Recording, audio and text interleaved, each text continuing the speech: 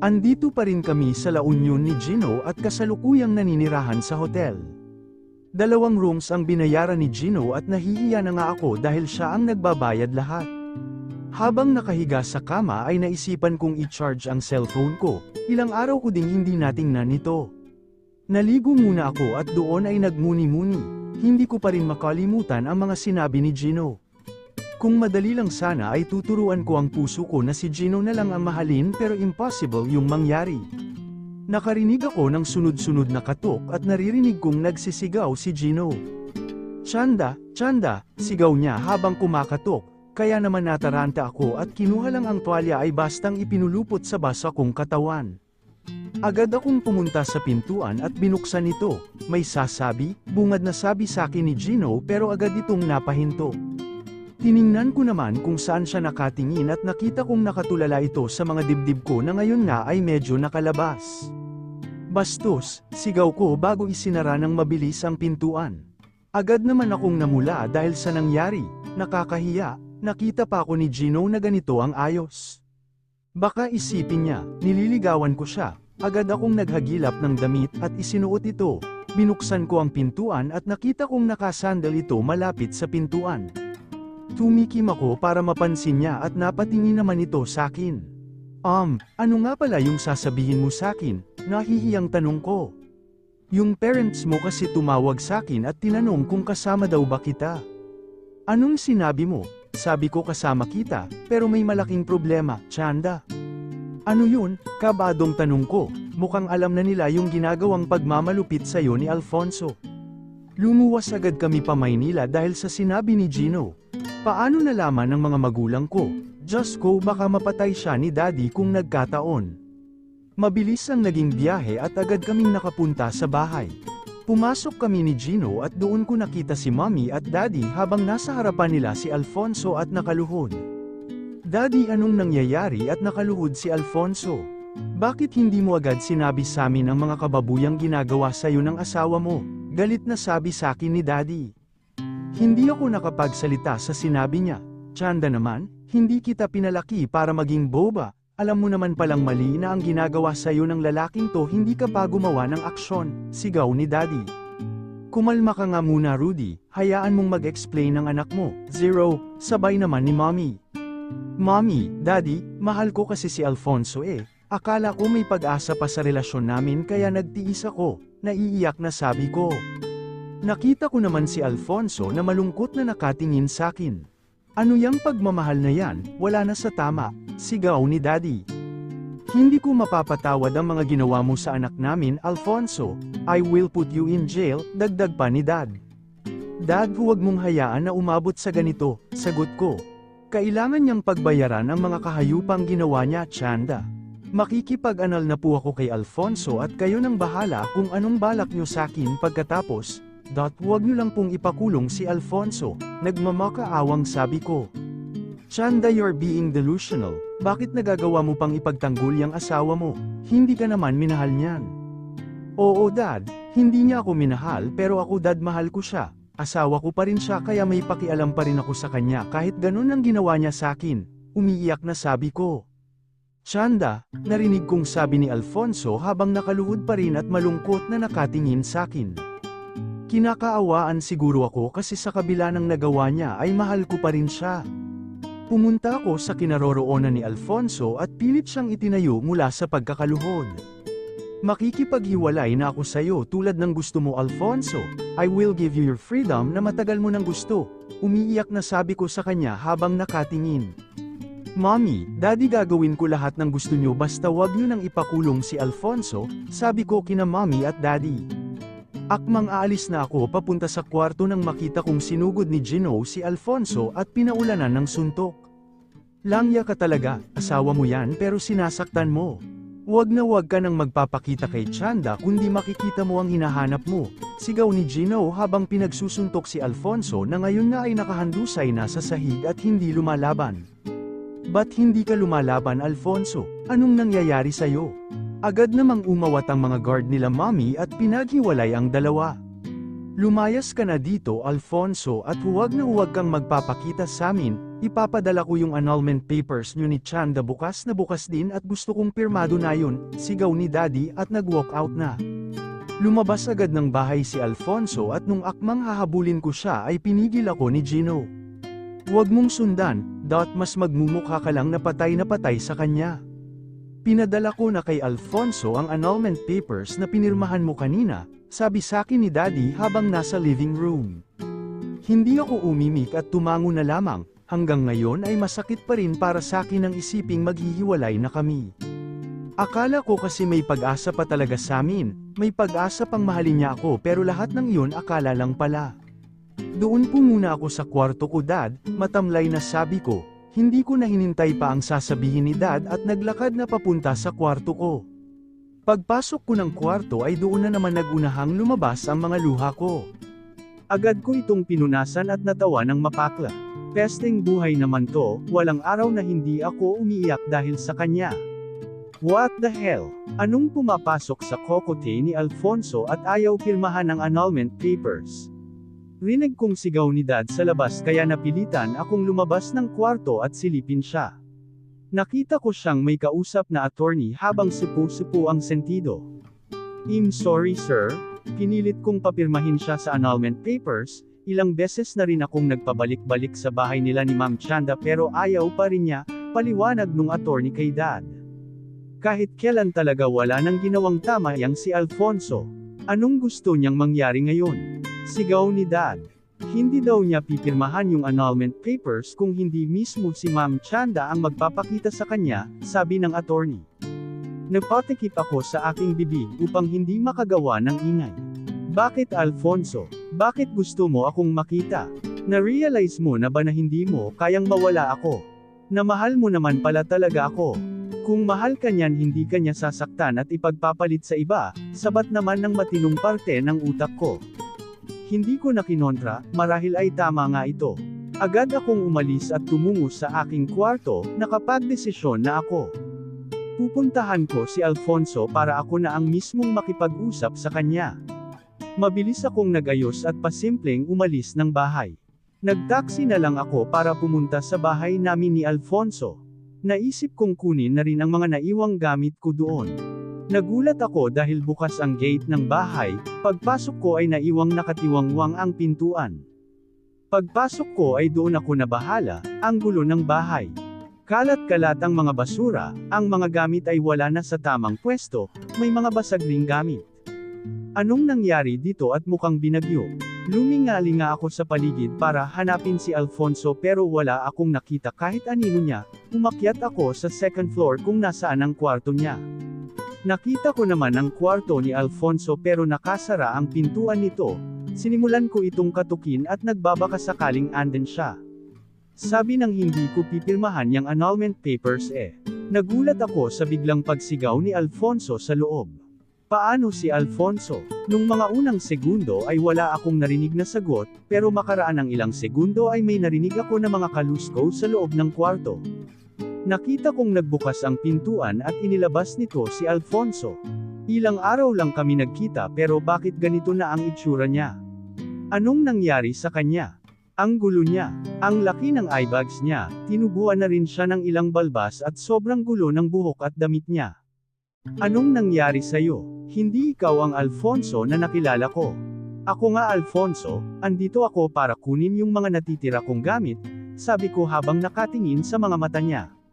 Tila natarante ito sa hindi malamang dahilan at napasabunot sa buhok habang naglalakad ng back and forth na tila hindi alam kung anong gagawin.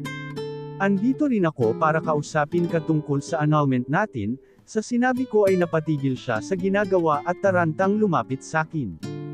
Hinawakan rin niya ang mga kamay ko na siyang ikinabigla ko. Agad kong nailayo ang mga kamay ko sa kanya, natatakot na baka muli niya akong saktan. Nakita ko naman ang sakit na nanalaitay sa kanyang mga mata. Bakit ganyan ang mga sinasabi ng mata mo Alfonso? Natatakot ka bang mawala ako? Bakit iba ang sinasabi ng mga mata mo sa sinasabi at kinikilos mo? Pero alam ko na kapag kinagat ko ang mga bitag niya ay ako na naman ang masasaktan sa huli, kaya iwinaksi ko na ang mga naiisip ko. Shanda, I'm sorry pero ayokong makipaghiwalay. Nagulantang ako sa mga sinabi niya. Ano daw? Kung akala mo nakikipagbiruan ako sa iyo Alfonso, pues nagkakamali ka. Andito ako para sabihing pirmahan mo na ang annulment papers natin. No, sinabi ng hindi ako papayag. Tila nababaliw na sabi niya at napapasabunot na sa buhok. Natakot naman ako sa mga ginagawa niya sa sarili ngayon. Ano ba talagang gusto mong mangyari, Alfonso? Anong ayaw mo? Hindi ba at ito ang gusto mo? Binibigay ko na sayo kaya ano na namang kalokohan to? Naiinis na sabi ko. You can't just leave me. Sigaw naman nito. Matapos mo akong saktan at mang babae, sa tingin mo ba magstay pa rin ako sayo? Baliw ako Alfonso pagdating sayo, inaamin ko. Pero hindi habang buhay magpapakabaliw ako. Natauhan na ako Alfonso. Ayoko na. Sigaw ko at may mga nagbabadyang luha na naman sa aking mga mata. Maluhaluhang nakatingin sakin si Alfonso at namumula na rin ang mga mata. Alam kong malaki ang kasalanan ko sa iyo at kahit buhay ko ay hindi pa sapat na kabayaran, pero Chanda, wag namang, pinutol ko siya. Mahal mo si Connie diba? Kaya ba't ayaw mo pa akong pakawalan?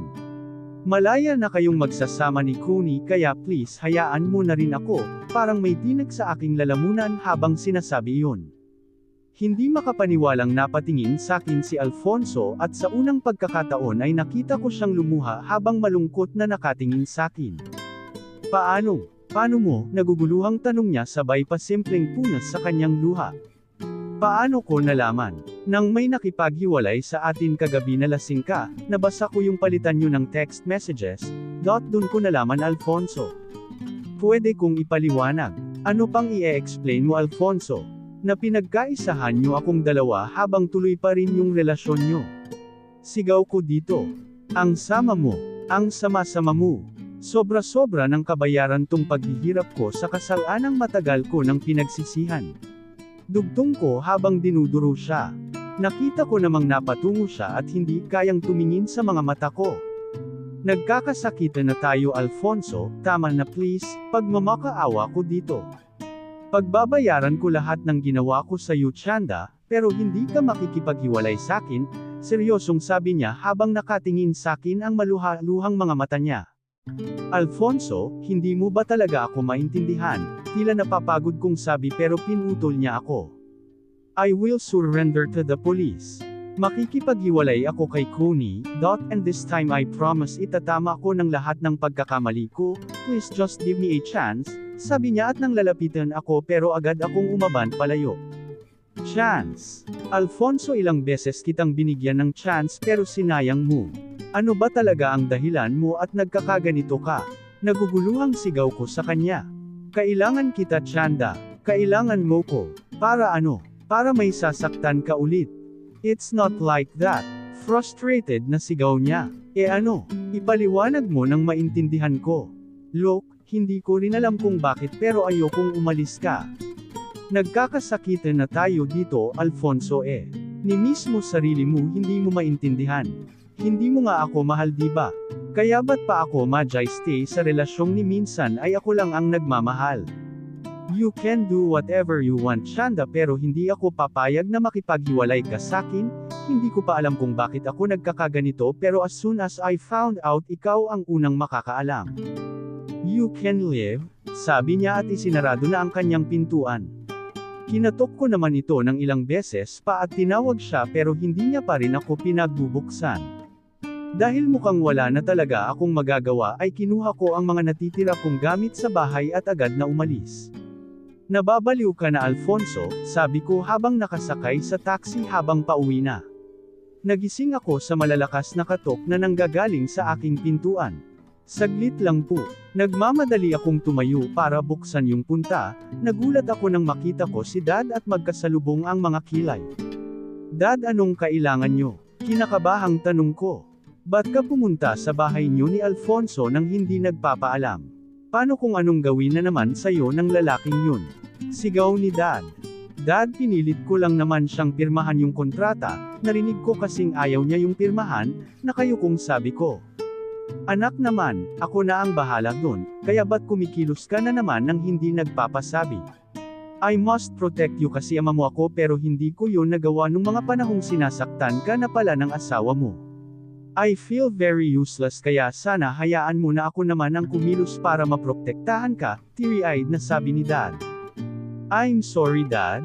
Akala ko kasi kakayanin kong mag-isa pero I guess not, naluluhang sabi ko. Niyakap naman ako ni Dad at tila inaalo. Naputol ang pagyayakapan namin ni Dad dahil dumating ang humahanggos na si attorney. Bakit mukhang hinabol ka ng kung ano dyan attorney? Tanong ni Dad. Kasi sir, nabalitaan kong nasa presinto ngayon ang asawa ni Ma'am Chanda at mukhang isusuko ang sarili sa pulis, pagbabayaran daw niya lahat ng kasalanan niya kay Ma'am, hingal na sabi ni attorney. Kabaang agad na nanalitay sa aking dibdib, akala ko ay hindi tututuhanin ni Alfonso ang mga sinabi niya sa akin nung nakaraan. What the, bilisan mo at pupunta tayo ngayon sa presinto, nagmamadaling sabi ni Dad. Agad naman akong naalerto at lutang na sumunod sa kanila. Hindi ka sasama Chanda, dito ka lang, sabi ni Dad nang akmang papasok na ako sa kotse. Pero Dad, kailangan kong makita si Alfonso, desperadang sabi ko. I said no, bumalik ka na sa loob, please Dad, gusto ko siyang makita. Nakita kong napahawak sa sentido si Dad. Papayagan kitang sumama sa akin pero in one condition. Ano po Dad, pupunta ka ng Australia at doon ka maninirahan, sabi ni Dad na tila nagpahinto sa aking mundo. Pero Dad, bakit kailangang paalisin mo pa ako sa bansa? Di makapaniwalang tanong ko. Para malayo ka na ng tuluyan kay Alfonso, will you accept it or not? Huminga ako ng malalim tsaka tumingin sa mata ni Dad. Payag na po ako, pumunta kami sa presinto kung nasaan si Alfonso at nakita ko siyang nakaupo doon habang nakatungo at may pusas. Agad akong lumapit dito at nakita kong tulog ito. Tinapagtapik ko ito para magising, Alfonso gising, sabi ko habang tinatapik siya. Umangat ito ng tingin sa akin at biglang ngumiti ng parang wala sa sarili. Kung gaano siya ka-miserable nung huli ko siyang nakita ay mas lumala ang kanyang sitwasyon ngayon. Chanda ikaw ba yan? Tanong ni Alfonso at nakangiti pa. Naamoy ko namang amoy alak siya. Naglasing batong si Alfonso, ba't siya naglasing ng umagang umaga? Ayaw ko mang magkaroon ng pake ay hindi ko mapigilan ang sarili kong mag-alala sa sitwasyon niya ngayon. Ano ka ba naman, ba't ka naglasing? Sabi ko habang hinahawi ang kanyang buhok na humaba na. Naalala ko pang regular itong nagpapagupit dahil conscious ito sa kanyang buhok. Kaya ang ipinagtataka ko, ay ba't ganito na ito? Gayong ibibigay ko na ang gusto nitong mangyari dati pa na maghiwalay kami. Hindi ako lasing Chanda, sabi niya habang pasuray na tumingin sa akin. Lasing na ito, walang duda, akmang aalis ako para kausapin si Dad ngunit hinawakan niya ako sa aking kamay habang siya ay nakaposas pa din na tila ayaw akong paalisin dahil sa sobrang higpit. San ka pupunta? Tila maamong bata na tanong nito. Kay Dad, kakausapin ko siya. Wag, ipipilit na naman niyang paghiwalayin tayo kaya wag kang pupunta sa kanya, parang batang sabi niya. Ganito ba kapag lasing itong si Alfonso, ba't nung nakaraang lasing siya ay iba ang ginawa niya sa akin? Tinanggal ko sa isipan ko ang mga hindi kaaya-ayang naisip ko. Umupo ako sa katabing upuan niya. Ikaw, ba't ka ba nandito? Mahinahong sabi ko sa lasing na si Alfonso na kausap ko ngayon. I told you pagbabayaran ko lahat ng ginawa kong kasalanan sa'yo, sabi niya sa akin na tila desidido siya sa mga pinagsasabi niya. Akmang may sasabihin na ako nang bigla kong nakita si Daddy at tinawag ako. Chanda, tawag ni Dad, pumunta sa kinaroroonan ko si Dad at nakita kong pinasadahan niya ng tingin si Alfonso na ngayon nga ay nakatingin din sa kanya. Halika na, uuwi na tayo, biglang sabi niya, but Dad, si Alfonso, pinutol ako ni Dad. He wants to be in jail so let him be. Hayaan mong pagbayaran niya ang mga kasalanan niya sa'yo and let him realize on his own, ang mga ginawa niya, sabi ni Dad. Dad, pwede namang hindi na umabot sa ganito, sigaw ko. Makikipaghiwalay na nga ako sa kanya Dad kaya wag mo na siyang ipakulong, naghi-hysterical na sabi ko at akmang may sasabihin si Dad pero may sumabat.